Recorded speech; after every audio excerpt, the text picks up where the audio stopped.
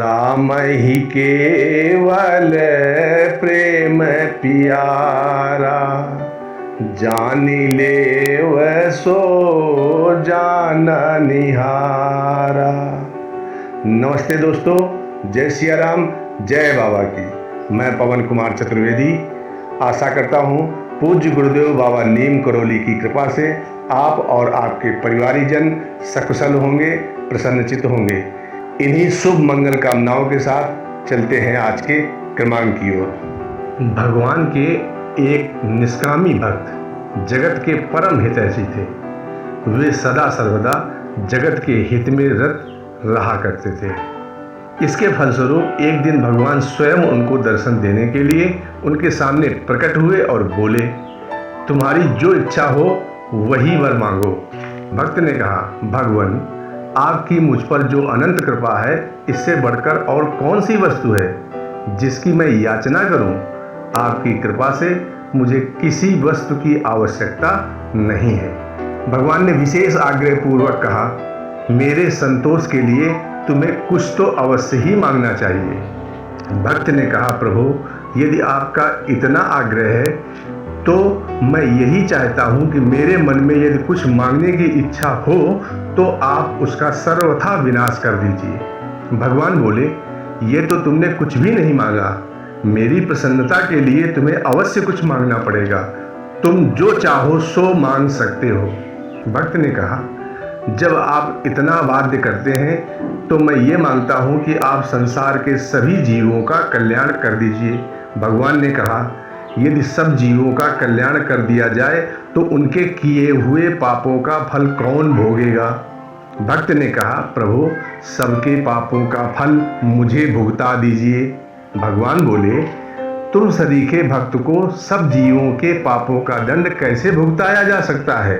भक्त ने कहा, तो फिर सबको क्षमा कर दीजिए। भगवान ने कहा, इस प्रकार सबको पापों का फल न भुगताकर उन्हें क्षमा कर देना तो संभव नहीं है। भक्त ने फिर कहा, असंभव भी तो नहीं है, क्योंकि जब एक की मुक्ति होती है तब इसी न्याय से सबकी भी हो सकती है। भगवान, आप तो असंभव को भी संभव करने वाले सर्वशक्तिमान परमेश्वर हैं। आपके लिए कुछ भी असंभव नहीं है। भगवान ने कहा, इस प्रकार करने के लिए मैं असमर्थ हूँ। भक्त ने कहा, यदि आप अपने को असमर्थ कहते हैं तो फिर आपने इच्छा अनुसार वर मांगने के लिए इतना आग्रह क्यों किया था? आपको स्त्री, पुत्र, धन, मान, बड़ाई, स्वर्ग, मोक्ष आदि किसी एक वस्तु के मांगने के लिए कहना चाहिए था।